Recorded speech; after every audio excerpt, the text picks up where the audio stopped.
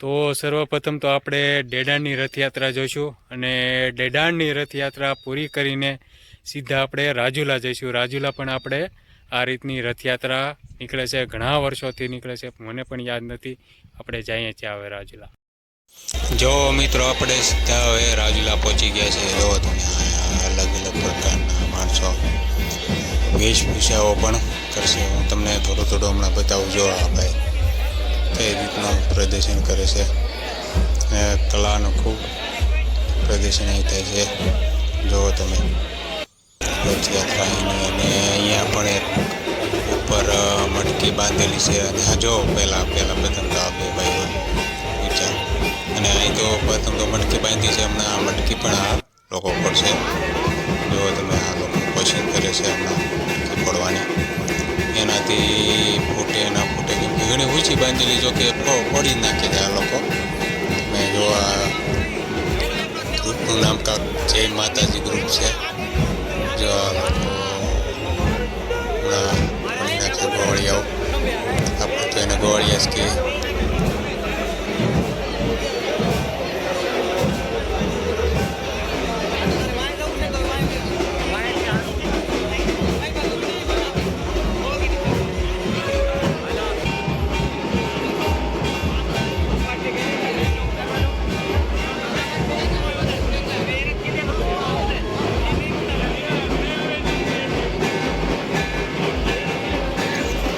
સાથે ચેનલ જરૂર સબસ્ક્રાઈબ કરી લેજો. અને જો આ મટકી ફોડશે જય માતાજી ગ્રુપના ગોવાળિયાઓ, અને સાથે આ ફ્રૂટ પ્રસાદી રૂપે પણ આપશે બધાને. હમણાં જોઈ લો તમે, એને સારી કરે છે આ લોકો. અને ખૂબ સારી જન્માષ્ટમીનો ઉત્સવ અહીંયા થાય છે. રથયાત્રા ખૂબ મોટી હોય છે ખરેખર, અને બહુ મજા આવી અહીંયા. કોઈ પણ જાતની એક તો ખાસ ખાસિયત આની એવી છે કે કોઈ પણ જાતનો અબીલ ગુલાલ કે કલર અહીંયા ઉડાડવામાં નથી આવતો. ક્યાંય પણ મેં નથી જોયું આખી રથયાત્રામાં કોઈ અબીલ ગુલાલ ઉડાડતું હોય એવું. અને ખૂબ સારી રીતે, ખૂબ સરસ રીતે રથયાત્રા કાઢે છે આ લોકો. મને તો ખૂબ જ મજા આવી, અને મેં વિચાર છે આવતા વર્ષે પણ હું અહીંયા આવું. જો તમે આ કેટલી મહેનત કરે છે.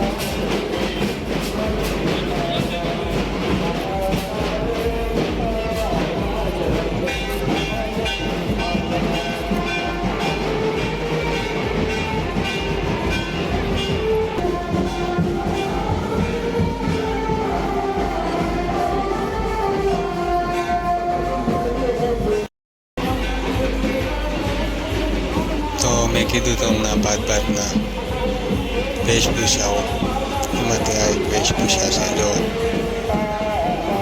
કઈ રીતે ખૂબ મોજ મસ્તીમાં નીકળ્યા છે.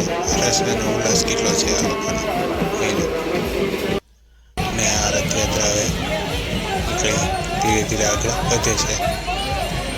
આમાં ભગવાન શ્રી કૃષ્ણ બિરાજમાન છે, જોઈ લો તમે. ને પ્રસાદી વિતરણ પણ કરે છે. ધીરે ધીરે આ રથ આગળ નીકળતો જશે હવે.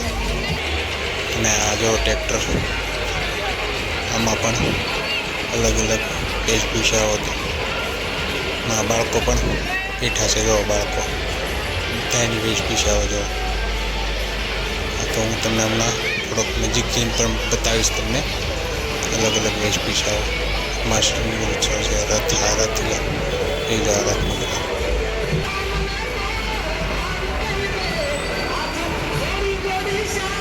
હર હોય શામ તો અહીંયા આ જ રીતે હર્ષ અને ઉલ્લાસથી ઉજવવામાં આવે છે જન્માષ્ટમી ઉત્સવ. જો આ ટ્રેક્ટર, એમાં પણ બાળકો બેઠા છે. એ બતાવું તમને. ધીરે ધીરે આ રથયાત્રા આગળ જઈ રહી છે. અને આમાં એક ઘોડીઓ, અને એમાં ઘોડિયામાં લાલો ઝીલાવતો હોય એવો દ્રશ્ય દેખાડવામાં આવે છે. જોઈ લો, આ પણ સરસ મજાની વેશભૂષાઓ છે. જોઈ લો તમે. આગળ હું તમને ઓલું ટ્રેક્ટર પણ બતાવું છું, એમાં બાળકો બેઠા છે. જોઈ લો, આ બાળકો અલગ અલગ વેશભૂષાઓ, કાનુડા બીના છે, ગોપીઓ બીની છે. આ બધી કળાઓ પણ જો ખૂબ જ સરસ મજાની અહીંયા ઉત્સવ થાય છે જન્મનો.